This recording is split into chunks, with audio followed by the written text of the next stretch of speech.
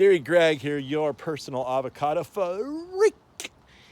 Begging for subscriptions. Yeah, subscribe to the channel. You wouldn't want to miss a single episode. Tell all your friends. Tell people you see on the street. Tell people you see, at the parties you go to, and even the parties you don't go to. So anyway, it's a pretty fun channel. Hit the like button, subscribe button, all that stuff. All right, now that that's done, let's talk about the topic of the day. And it is bah, bah, bah, bah. Do you get the idea? Lamb, right? Lambs. What do lambs have to do with avocados?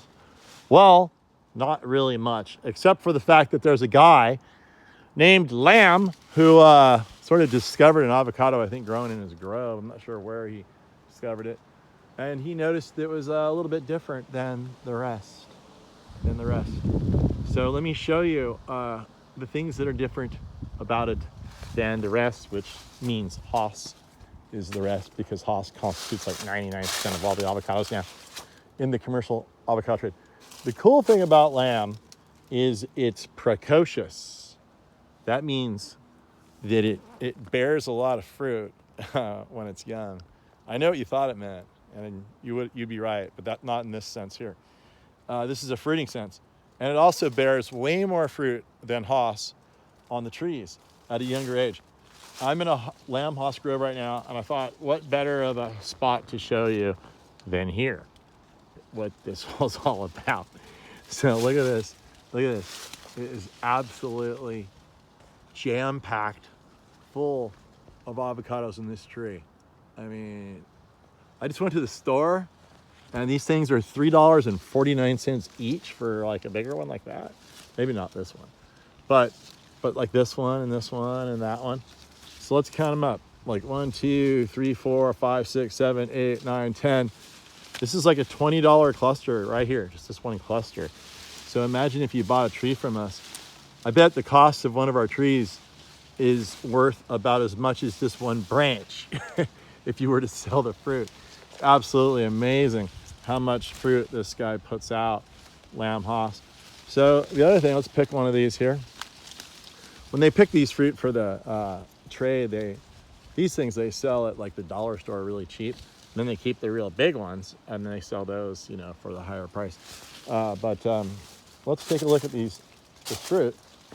It's got a really beautiful leaf. It's a little bit more dense. I think this tree is a little prettier than a Hass. Just in general with the foliage. Look at this interior. Look at these panicles of fruit. Whoa! Look at this. It's outrageous how much fruit is in this tree. Look at that. You see all that? Can you see that? You need a better camera person. Anyway, yeah, so you can take a look at the foliage here. It's really dense.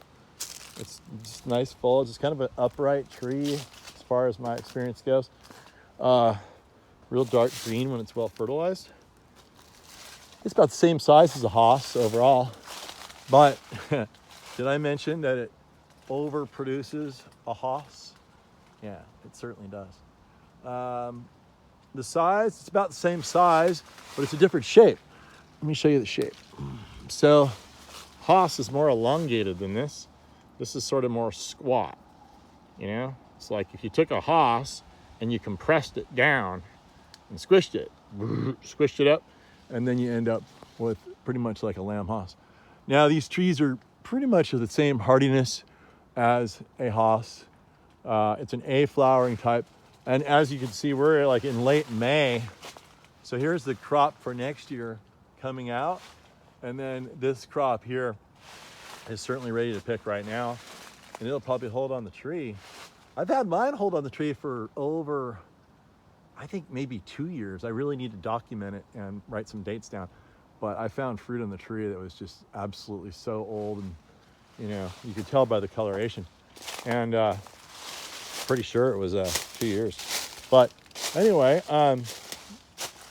so this is a really good tree. I think one of the best pairings of trees of all for Northern California, arguably, is lamb Hass and bacon. I love bacon. Everybody that eats my bacon loves my bacon. And then you read stuff on the internet. Oh, bacon's watering. I don't know what they're talking about. It's a little lighter, but it's just it's not as dense, so you can eat more of it. You know, it doesn't overwhelm you as much. So, but yeah, if you get a bacon, you'll have fruit. You know, January, February, starting on the bacon, only after 6 months of being on the tree. And then bacons will be finished by about July 1st. And these lamb hoss will pick up. And I bet you'll have lamb hoss on your tree, edible and ready to eat from probably about, oh, here's a big one. Look at it. Let me show you how big these are. From probably about May until, let's put them down on the ground, find the shade.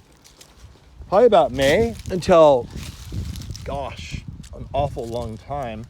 I would say you'll have fruit on the lamb hoss until at least December. So between those two trees, you'll have fruit all year. And lamb hoss is an A type, and the bacon is a B type. So can't go wrong, you know. And they both are really reliable producers. So anyway, there's all kinds of other avocados that are great too for other reasons. But those two are the stalwarts for Northern California side by side growing. And that's it. I'm gonna go home and eat some fruit.